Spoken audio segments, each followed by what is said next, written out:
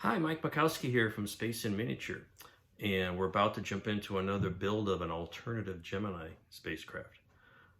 The last one I finished, if you recall, was the Interceptor or Inspector version with all sorts of pop-out things out of the adapter. Very interesting, oddball approach, but something I've been wanting to do for a while. So I was trying to figure out what to do next and really couldn't come up with anything until I thought about the one from Douglas Aircraft in the early 60s, where they were considering a development of a aerospike engine, which is sort of an inside-out engine where the thrust surface, instead of a nozzle, is in a cone in the middle, and it has a lot of advantages to it. And they were playing around with that concept and had an idea of a step-by-step incremental version of using a S4B stage to develop this technology in little bits at a time. And this concept was first illustrated in a series of books I had when I was a kid. Well, maybe youngster, I don't know what you want to call it, junior high. These books here I had, and I got these back in junior high school, Pocketbook of Manned Spaceflight. Ken Gatlin did all these. These are really cool little books, heavily illustrated, a lot of basic facts. These are all from the late 60s. This is a book that came out in 1967. Another one here, Missiles and Rockets, Pocket Encyclopedia of Spacecraft, Ken Gatlin. This one came out in 75, so it's a little later in the series. This one, Frontiers of Space, this is the one that's got these concepts in it, the first time I saw this stuff. And this came out in 1969. So it's got some Apollo stuff in it. But it's got the whole story of these advanced spaceship. Here's Mars ships. Here's the Mars ship. But they got this whole, the space suits and just wild stuff. But they got the whole concept here, some winged space vehicles, X-20. And the whole idea was, developing, I always like this one, lifting bodies, Starliner, I think, Space Clipper. Here's the sequence. They'd start out with a Saturn IV, and they recover it. So that's step one. And the next step is to recover it on the ground with landing gear and the aerospike engine as a drop stage. And here's another illustration here. And then they would do a payload on it. And here's different versions of the aerospike engines. But they're mostly just lots of little nozzles around the perimeter. And instead of an outer thrust cone, you've got this inner thrust centerpiece.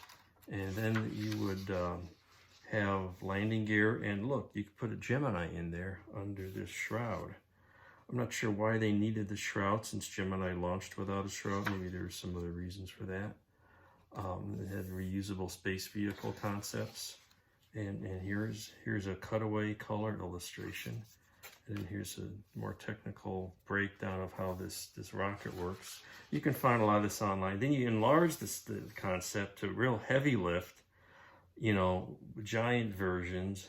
That proves out the concept. Multi-deck, this is a space trooper thing. And now you got reuse fuel pods on the outside for really heavy lift. 4 decks of passengers. It got pretty wild, but, conceptually, this was pretty interesting. And this was all stuff done in the mid-60s. And I thought, wow, go back here and then you can land in the ocean. It was pretty wild. But back to this version, so, well, look, here's Gemini used in some early 60s application. So maybe I could find an S4B stage, do this in 70-second scale so it's doable. Scratch build this or something. Get a 70-second scale Gemini, and let's see what happens. And I even started shopping around on Shapeways for an S4B stage, and thinking, how would I do this? And then I heard our guys at Fantastic Plastic come out with the kit. Save me a ton of trouble. So here it is, and here's those illustrations. So let's see what's in the box, huh? Shall we? So this is gonna save me a lot of trouble. So we'll see what we got. All right, I'm gonna open this up. Some instructions. There's decals in here because I've looked at this before. So let's take some of these parts out. So here's this, I think it's all 3D printed design and then resin cast. Very nice, crisp molding on the nose cone. Looks pretty good. Here's an adapter. This will fit under it. And so I think what you can do when you're done, you can probably put the nose cone on and just let it sit there and then take it off to reveal your Gemini. So that's a doable display option. Now let's look at the Gemini, and this is where I have problems. They went with raised ribs on the outside here, which is a huge no-no, and simple little bit of research would tell you no, that is not accurate in any means at all. And then what's going to happen is, you notice that's where the checkerboard decal goes.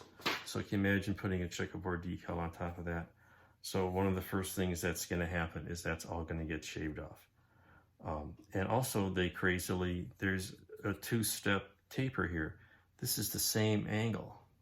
And if you notice, it's got one angle, and then the retro package section is at a different angle. So there's a accuracy issue there, but not too bad.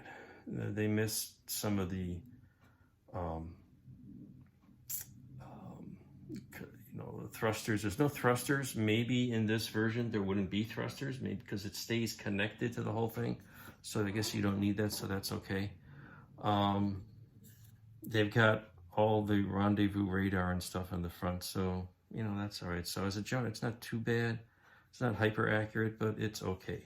I don't know if they borrowed the design from the Dragon kit in this scale. I haven't looked to compare. Maybe I'll do that as we move along. But there's a Gemini. The Saturn stage has some issues. It's two halves, and the problem is, they fit together nicely. The molding itself is pretty crisp. It's not too bad. And there's nice tabs here for connecting them. And actually, this is the bottom. I got this upside down because that's the landing legs.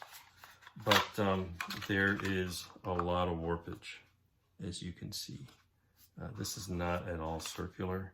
That is not at all circular. It's circular at the bottom because you got stiffening here. Fortunately, they give you some internal rings that I believe they go in here so you can use a little heat. I just dunked this in hot water, and that'll straighten that out.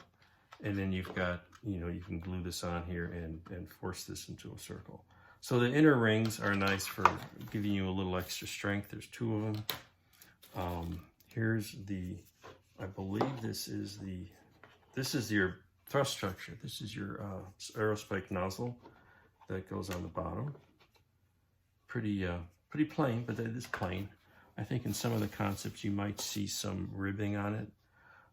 I believe this is the other adapter for the top for the Gemini. Oh, here is actual aerospike engine. This is kind of cool. They give you something that simulates, like 200 little nozzles. They're very tiny, finely molded pieces here, and little thrusters. I think these are the landing gear. So there's some really nice molding parts. And here's the other half of that adapter. Some pieces for landing legs. And a nice set of decals for matching that pattern. I think this goes on the outside air, the nose shroud. This goes on the Gemini, which is going to be interesting because you're going to want to put that over all these ribs. But we're going to take those ribs off. And some nice decals for the Gemini itself and the booster marking. So nice decals.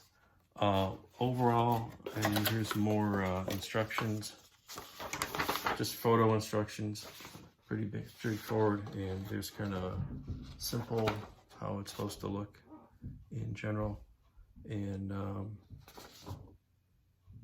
looking forward to getting going on this. So there's the introduction. That's what we're going to do. I think the first thing is to try to straighten these out so we can do that. This may be a pretty straightforward assembly. There's not a lot of little detail parts. I think it's going to go together cleanly, but we shall see. So that's what we're going to do here, and enjoy the ride. We'll see you at the next episode.